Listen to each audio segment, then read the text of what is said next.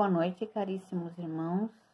Mais uma vez aqui juntos para nós estudarmos um pouquinho mais do nosso Evangelho e hoje, particularmente, de espíritos, que colaboraram junto a Kardec na codificação. Em particular, hoje nós vamos falar de Santo Agostinho. Em primeiro lugar, nós vamos fazer a nossa prece. Vamos agradecer a Deus, nosso Pai, por estarmos aqui juntos, reunidos, estudando um pouquinho mais dos ensinamentos que nós temos de Jesus. Vamos agradecer a Jesus, nosso irmão, mestre, maior e guia. Agradecer ao mentor do Lar Espírita Aurora de Luz, aos espíritos que vêm nos intuir, nos ajudar, nos proteger, e aqueles que vêm também para aprender um pouquinho mais desses ensinamentos. Que todos estejam protegidos nos seus lares e que essa proteção se estenda a todos aqueles que estão nos hospitais, numa situação difícil, com Covid ou outras doenças, aqueles que se encontram nos presídios, nas calçadas, nos orfanatos, que todos sejam protegidos. Que assim seja. Graças a Deus, graças a Jesus. Então, hoje nós vamos falar de Santo Agostinho. Santo Agostinho de Hipona, porque foi lá, inclusive, que ele desencarnou. Por que eu escolhi o Santo Agostinho? Primeiramente, eu gosto muito de tratar de biografias de pessoas que servem de exemplo para nós. E Santo Agostinho foi mais ou menos como o Saulo de Tarso, que se tornou Paulo de Tarso, Ele se converteu, então ele provou para nós que é possível, sim, nós mudarmos, nós fazermos nossa reforma íntima e nós seguirmos os passos de Jesus. Muitas vezes a gente se desanima, porque a gente está no caminho certo, de repente nós falhamos. Mas o importante é a gente fazer sempre a nossa autoavaliação e tentar mudar naquilo que nós precisamos, Como aconteceu com ele e como aconteceu com o Paulo de Tarso. Então, eu escolhi ele exatamente porque é a mesma situação, Porque nós temos outros maravilhosos para falar. Nós temos alguns, mas que Estevão, Abigail, nós temos Lívia, mas são alguns espíritos que já estavam preparados, Não tiveram o desafio de ter que vencer muitas coisas que estavam na consciência, porque nós sabemos que as leis divinas estão na nossa consciência. E eles estavam em luta, com esse mal que estava morando dentro deles. É igual aquela história do discípulo que pergunta para o mestre, que é verdade, se nós temos 2 lobos dentro de nós. Aí o mestre fala, sim, nós temos o bom e o mal. E como é que eu sei qual que está atuando? Depende de qual você alimentar, mais alimentar. Então, o mal está dentro de nós, mas se nós alimentarmos, ele vai continuar. Então, nós vamos falar de Santo Agostinho exatamente porque também ele colaborou, desencarnado, com Kardec na codificação, Ele, na codificação, ele tem 5 passagens no Livro dos Espíritos, 8 no Evangelho segundo o Espiritismo e 12 na Revista Espírita, de 1862. Então, ele colaborou como desencarnado. É um exemplo para nós, que nós podemos nos modificar. Então, é exatamente por isso que ele, como desencarnado, a visão espiritual dele se ampliou, Então, inclusive, Kardec fala no capítulo 1º do Evangelho segundo o Espiritismo, ele comenta que Santo Agostinho ajudou demais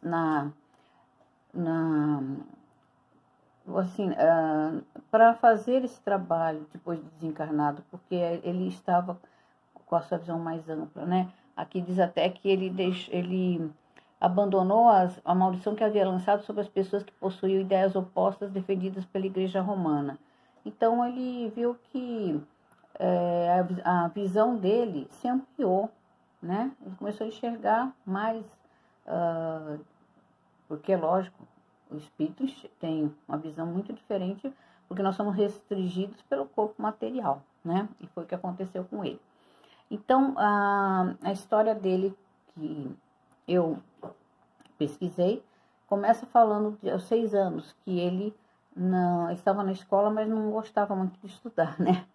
Ele não tinha interesse pelo estudo porque ele já tinha uma inteligência privilegiada. Então, geralmente, quando a pessoa é excepcional para mais, aquilo que a escola ensina, às vezes, não tem muita repercussão para ele, né?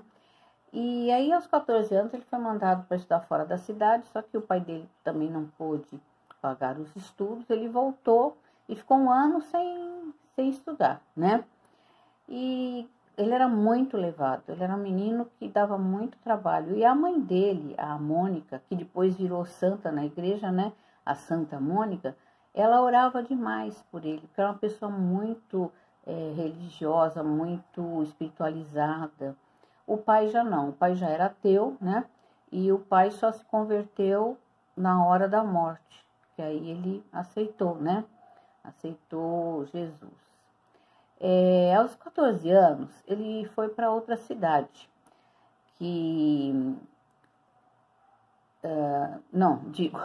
aos 15 anos, ele teve um episódio muito interessante, que ele, das 3 peras, né, das peras, não importa o número, das peras. Ele tinha um pé de pera na sua casa, mas tinha no vizinho, e ele ia para lá para furtar as peras. E o que foi mais interessante é que ele falava que as peras da casa dele eram muito melhores que as peras do vizinho, né? Então, ele ia furtar pelo prazer de furtar. Até isso aí foi estudado até na lei do direito sobre furto, né? Por que que leva as pessoas a furtarem, né? No caso dele não era necessidade, era o prazer de furtar, né? Que ele tinha. E isso aí foi assim quando ele tinha 15 anos. Aos 16 anos, ele foi para Cartago, um amigo pagou os estudos dele para fazer o curso de retórica. E lá ele se deu muito bem, porque ele tinha muita facilidade no convencimento, né? Inclusive depois, com o passar dos anos, ele ganhou muito com a retórica para convencer as pessoas, né? Vamos dizer assim que seria como se fosse um advogado, né? Ele tinha bons argumentos e conseguia levar todo mundo a pensar, mesmo que a coisa às vezes não era correta, né? Ele conseguia, só que ele estava sempre com uma vozinha dentro dele que dizia assim, puxa vida, mas eu não me sinto bem, eu tenho uma maldade dentro de mim que não consigo vencer. E a mãe rezando, e a mãe orando. A Santa Mônica sempre se dedicando às orações para ele, para que ele conseguisse ir pelo caminho do bem, né? E aos 16 anos, que ele vai fazer esse curso, ele arruma uma concubina. E com essa concubina, ele tem um filho, que chama-se Adeodato, que é enviado de Deus, significa esse nome. E aí, com 17 anos, né, ele foi com 16 para Cartago, mas com 17 ele se tornou pai. E essa vida mundana, ganhava muito dinheiro com a retórica, mas ele tinha sempre aquela voz interior. Aí a voz interior falava que o que ele fazia não era certo, mas ele falava, a carne é fraca, né? E essa carne é fraca exatamente vem do Evangelho de Jesus, naquele trecho que ele falou, orai e vigiai, porque o espírito é forte, mas a carne é fraca. Então, é uma justificativa, né? A carne é fraca, mas você tem o livre-arbítrio de você escolher o caminho certo, né? E ele naquela vida mundana, com bebedeira, muitas mulheres, né? E depois ele se tornou maniqueísta. Maniqueísta diz que o mal está na matéria. Então também não põe a culpa nas escolhas que a gente faz, né? Nós é que escolhemos. E ele foi vivendo assim, nessa vida, e muitos anos, e a mãe orando, e pedindo para que ele mudasse, né? A maneira de ser, que ele procurasse o caminho do bem. E aí ele se ajoelha um dia muito desesperado, porque ele tinha uma admiração muito grande por Paulo de Tarso, por conseguir se converter, né? Tinha uma admiração também pelo Frei Antão, que era um frei que deixou todos os seus bens, distribuiu tudo que tinha e foi viver no deserto. Então ele também tinha uma admiração muito grande por pessoas que largaram as coisas materiais e começaram a agir com espírito cristão, né? E aí ele se ajoelhou, né? Estava num lugar lá, se ajoelhou, ele pediu a Deus, ele chorou, ele implorou que encontrasse o caminho, que ele não aguentava mais ter aquele mal dentro dele e não conseguia vencê-lo, né? Aí foi que ele ouviu uma voz de uma criança dizendo, toma e lê. 3 vezes ela falou isso, toma e lê. Ele ouviu essa voz, ele olhava em volta, não via ninguém. Aí deu uma intuição. Nessa intuição, ele pegou a Bíblia e abriu ao acaso e quando foi surpresa que caiu exatamente na carta de Paulo aos Romanos, no capítulo 13, parágrafo 13. Aí ele lê. Então, nesse capítulo diz assim, despojemo-nos das obras das trevas e vistamo-nos das armas de luz.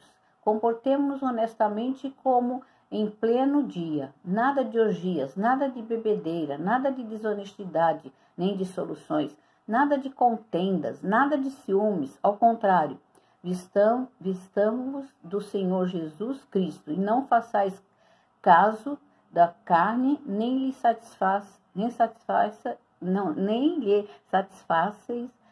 o apetite. Então aqui é um conselho exatamente de tudo que ele precisava mudar. E um conselho de Paulo. E ele tinha admiração por Paulo. Então, tudo foi se encaixando. A espiritualidade foi preparando esse momento. Esse contato com essa voz de criança, né? A voz da inocência, a voz... E aí ele acabou aceitando, né? Que ele precisava ter uma força de vontade. A vontade dependia dele, né? Poder modificar-se. E é a força de vontade que vai fazer a diferença. Aí ele larga a concubina, larga a moça que a mãe dele havia arrumado para ele casar, que era uma moça de família, correta, né? Larga outra amante que ele tinha, né? E larga também a retórica, porque a retórica também era uma maneira de ganhar dinheiro, mas muitas vezes ele não era tão honesto dentro dessas defesas que ele fazia. E aí ele conseguiu fazer a reforma íntima, conseguiu a transformação que ele tanto desejava. Aos 33 anos, mais ou menos, ele recebe o batismo junto com seu filho. Só que seu filho desencarna logo depois. Aos 42, ele foi bispo, né? E começa a trabalhar na ciência social, na caridade, começa a se dedicar mesmo com os ensinamentos de Jesus, a levar os ensinamentos de Jesus para outros lugares. E ele viajava para divulgar o cristianismo. E nessas viagens dele, tem um fato muito engraçado que aconteceu, porque ele foi salvo por um burro. Então ele estava viajando e chegou um certo momento que o burro não queria ir para frente. E empacou, e não andava. E ele depois ficou sabendo que mais adiante estava uma emboscada para pegá-lo. E ele se livrou disso, foi salvo pelo burro, né? E aí ele continuou nessa obra, modificou-se completamente, né? E colaborou muito com a divulgação do cristianismo, né? E quando Roma foi invadida pelos bárbaros, o Império Romano ele tinha uma unificação em tudo, na cultura, todos tinham a mesma cultura, todos tinham as mesmas leis, era uma unificação. E por causa dessa invasão, muito da literatura, muito de livros foram perdidos. Mas, por incrível que pareça, os livros de Santo Agostinho, a filosofia de Santo Agostinho foi preservada. Mesmo com essas invasões, os livros dele não foram destruídos, né? Não foram perdidos. Então, essa filosofia, esse conhecimento foi divulgado para outras gerações, né? Então, aqui nós temos uma vida que serve de exemplo para que nós possamos não perder a esperança que nós podemos mudar. Uma pessoa que teve uma vida tão mundana, né, com muitas mulheres, que valorizavam tanto o materialismo, o dinheiro, e que conseguiu se transformar, né? Como também Saulo de Tarso, que conseguiu, perseguia os cristãos, mandava matá-los, né? Também se modificou. Então, por que nós não vamos conseguir a nossa reforma íntima? É todo dia, né? É o todo dia. Santo Agostinho aconselhava sempre à noite a gente fazer um exame de consciência. O que eu fiz de bem? O que eu não fiz que eu tenho que modificar no dia seguinte? Então, essa reflexão à noite, que é importante antes de nós dormirmos, antes de nós fazermos nossa oração, façamos uma recordação do dia, desde o seu início. O que eu fiz que eu tenho que corrigir, que eu ainda preciso melhorar. Era isso que ele falava que era interessante fazer. Então, Santo Agostinho foi um exemplo para nós de perseverança, de fé, né? E de transformação, a transformação moral. E é isso que nós pretendemos para a nossa vida. Nós vamos transformar para que nós possamos viver de acordo com os ensinamentos de Jesus. Nós sabemos que não é fácil, né? A gente fala isso, mas passa um dia e a gente está fazendo a mesma coisa. Mas ele foi persistente. E ele sabia que aquilo que ele fazia acarretava muitos danos para a vida dele, né? E ele foi muito elogiado por Kardec. No capítulo 1, né, Kardec elogia Santo Agostinho. Ele considera até como apóstolo do cristianismo, né? E ele foi considerado também o filósofo do cristianismo, porque toda a filosofia dele foi resguardada, né? E valorizada também. Ele escreveu um livro que chama-se Confissões, onde ele conta toda a trajetória dele, né? Tudo que aconteceu, toda a luta que ele teve consigo mesmo, né? E ele também escreveu Cidade de Deus e Trindade, né? Que ele defendia a Trindade, já que era o catolicismo, né? E então ele estava no caminho correto e nós podemos também ir para esse caminho, né? Nós temos que ter fé que nós vamos modificar. Cada um se modificando, o mundo inteiro vai se modificar.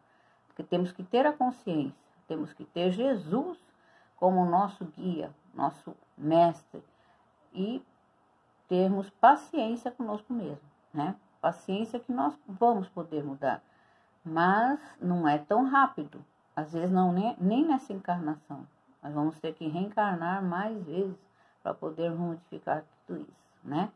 Então, meus irmãos, era essa mensagem que eu queria dar para vocês e que nós nos espelhemos nessas pessoas, nesses espíritos que hoje nos ajudam, né? Continuam nos ajudando com as mensagens. Ele ajudou demais na codificação do Kardec e que também tiveram problemas, né? Muitos não estavam do lado do bem e conseguiram tantas conquistas, né? A gente não pode desanimar. E a gente tem que também ter fé que as pessoas que ainda não têm essa visão, que também vão chegar um dia, né? Pode ser em outra encarnação, pode ser nesta mesmo, mas a gente tem que sempre usar, né, de argumentos, de palavras boas para que as pessoas se modifiquem, acordem, como a gente também precisa, né? O primeiro a ouvir é sempre quem está falando. Então, no caso, isso aí também serve para mim. Então, gente, que Deus acompanhe vocês. Obrigada pela atenção, obrigado por eu estar em suas casas e vocês me ouvirem, darem atenção, e que nós possamos, daqui a um tempo, podermos estarmos juntos presencialmente e que tudo que nós estamos vivendo sirva como uma lição para que nós atinjamos, né, uma evolução, nós atinjamos esse mundo de regeneração tão esperado. Então, vou fazer a oração final.